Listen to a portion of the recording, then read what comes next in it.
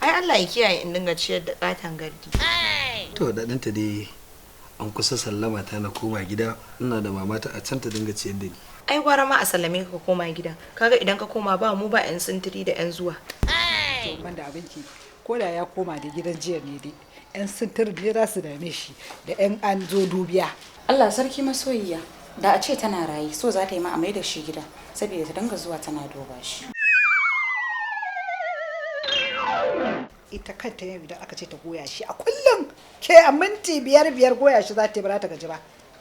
Yaya kawo zancen matattu a guri? Idan an koma gida ba shikenan ba, ai ba sai ta zo ba. A'a, ta zo? Ai ko wallahi da sai dai ai guragu. Da sai na kakkarya ta. A tun ranar farko da na yi tozali da fuskaki, na tsinci kaina a cikin mafarki da kuma muradin son kasancewa tare da ke. A duk lokacin da na ji kalamanka, sai su kita min duniya ta, amma na karara shi kaina. Na tar da murya akan gawa tana kuka tana cewa sun kashe ta. Ka san inda zaka samu Maryam din dan ta tabbatar da hakan? Yalla bai idan ku ba ku samu ta ba, ni ta zan iya samu ta. Shi yasa na tura sunanta na banna kai kadai. Ban ji ka faɗi wanda na gani ya fito daga gidan kafin ni in shiga. Kana da shaida zai tabbatar da ka gan shi?